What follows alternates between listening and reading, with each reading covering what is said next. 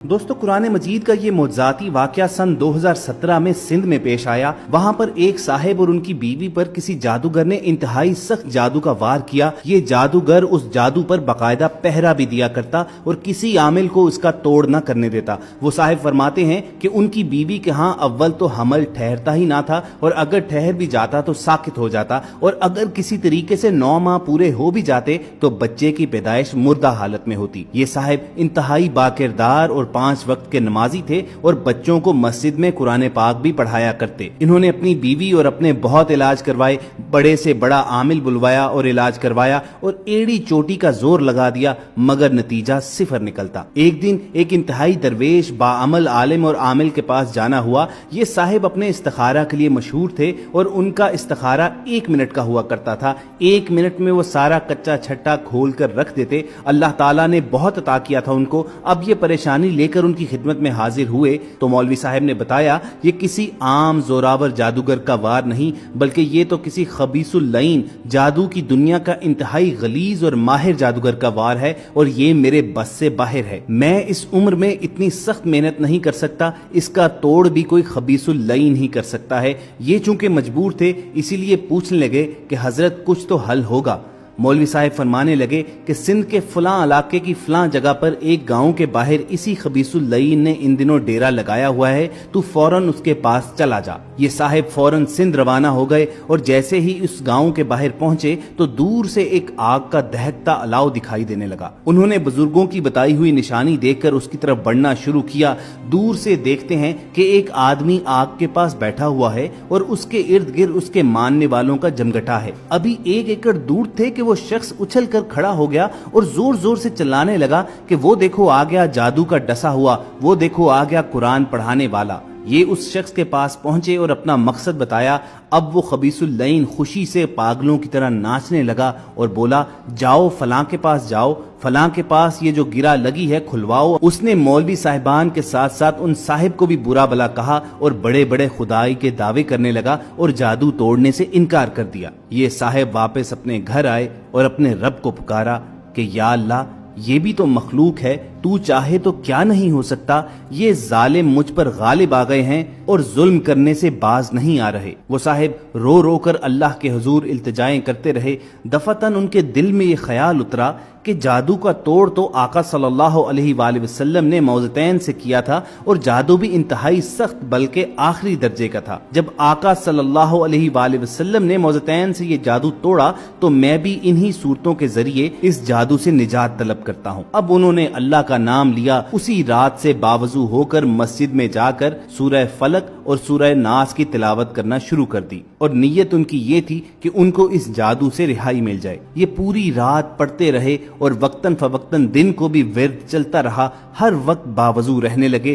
गालिबन 6ठे दिन रात को इनकी आंख लगी, अचानक खून की पूरी बाल्टी इनके ऊपर जैसे किसी ने गिरा दी हो। ये बहुत परेशान हुए, उठे, मस्जिद के साथ ही कुआं था, वहां नहाए धोए और कपड़े भी पाक किए, मस्जिद को पाक किया। अचानक इनके जहन में ख्याल आया कि अपनी बीवी की भी खबर लूं। घर पहुंचे तो वहां भी यही हाल था और बीवी इंतहाई परेशान थी। बीवी को तसल्ली दी और फरमाने लगे कि अब कुछ हलचल हुई है, इंशाल्लाह अब काम बन जाएगा। एक नए वलवले से उसी रात से फिर दोबारा मस्जिद में अमल शुरू कर दिया।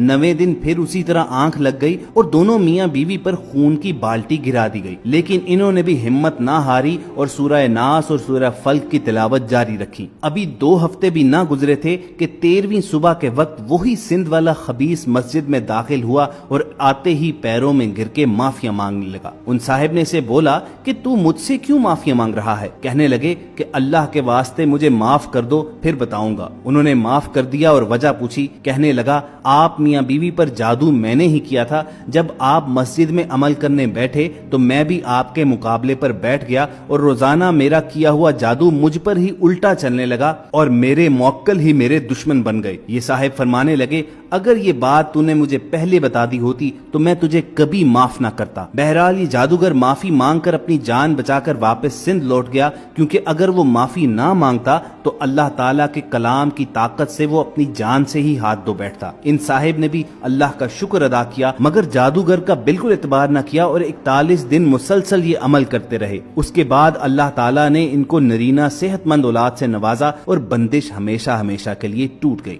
دوستو یہ واقعہ کراچی کے لوکل میڈیا میں بھی چھپا اور ان صاحب کے بے شمار انٹرویوز بھی شائع کیے گئے، جس میں انہوں نے لوگوں سے التماس کی کہ اگر انہیں شک ہو کہ ان پر جادو کیا گیا ہے تو بجائے جعلی بابوں اور عاملوں کے پاس جانے اور اپنی عزتیں لٹوانے کے اللہ تعالیٰ کے کلام کی طرف رجوع کریں اور اس طریقے پر عمل کریں جو اللہ تعالیٰ نے خود رسول کریم صلی اللہ علیہ وآلہ وسلم کو عطا کیا تھا، یعنی سورہ ناس اور سورہ فلق کے ذریعے شیاطین پر قابو پانے کا عمل۔ تو دیکھا دوستو آپ نے قرآن مجید فرقان حمید کا موجودہ زمانے میں ایک ایسا معجزہ جس کے ایک دو نہیں بلکہ سینکڑوں چشمدید گواہ ہیں۔ اب آپ کے ساتھ انڈیا میں ہونے والا قرآن مجید کا ایک معجزہ دکھاتے ہیں جس کا سوشل میڈیا پر بہت زیادہ چرچا ہوا۔ آپریشن تھیٹر میں قرآن پڑھتا ہوا مریض اور اس کا علاج کرتے ڈاکٹرز دیکھنے اور سننے میں بھلے ہی فیک لگتے ہوں، لیکن یہ سچ ہے اور ایسا حقیقت میں ہوا ہے۔ انڈین شہر اجمیر شریف کی تاریخ میں ایسا پہلی بار ہوا کہ مریض قرآن پڑھتا رہا اور ڈاکٹر نے برین ٹیومر کا کامیاب آپریشن کر دیا۔ اجمیر شریف کے ایک نجی ہسپتال میں کیا گیا یہ کامیاب آپریشن اپنی مثال آپ ہے،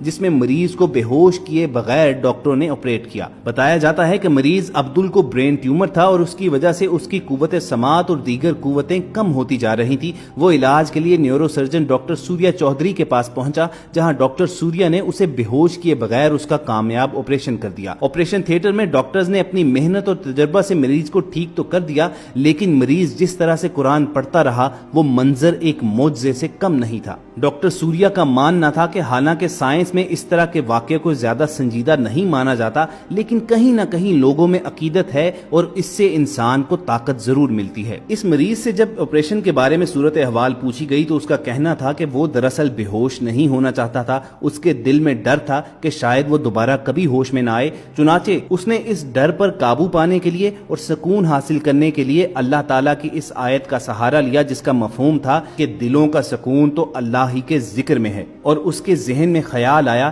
کہ کیوں نہ وہ بے ہوش ہونے کی بجائے آپریشن کے دوران قرآن پاک کی تلاوت کرتا رہے، تو ہو سکتا ہے کہ اللہ تعالیٰ اس کی جان بخشی فرما دیں اور وہ دنیا کو یہ پیغام دے سکے کہ قرآن پاک آج بھی ہر قسم کے مسئلے کا حل ہے، اور اگر کوئی اس میں ڈوب کر غور و فکر کرتا ہے تو وہ دنیا مافیا کی تمام پریشانیوں سے نجات حاصل کر لیتا ہے۔ اور بے شک خواتین و حضرات، عبدل نے اس بات کو ثابت بھی کر کے دکھایا، اور یہ ایک ایسا قرآن پاک کا معجزہ تھا جس پر نہ صرف مسلمان بلکہ ڈاکٹر سوریا چودھری جیسے غیر مسلم بھی یقین کرنے پر مجبور تھے۔ بہرحال ان دونوں معجزانہ واقعات کو آپ تک پہنچانے کا مقصد صرف اور صرف یہ تھا کہ آج ہم اللہ تعالیٰ کے انسانیت کے نام اس آخری پیغام سے دور ہوتے جا رہے ہیں، چنانچہ فکروں، پریشانیوں اور مصیبتوں میں گرفتار ہوتے رہتے ہیں، اور ہمیں معلوم بھی نہیں ہوتا کہ اس کا حل اللہ تعالیٰ نے 1400 سال پہلے اپنے نبی اکرم صلی اللہ علیہ وآلہ وسلم کے ذریعے ہم تک پہنچا دیا ہوا ہے۔ تو کوشش کیجئے کہ اپنی زندگی کے 24 گھنٹوں میں سے 10 یا 15 منٹ کم از کم نکال کر آپ قرآن پاک کی چند آیات بات ترجمہ ضرور پڑھا کریں،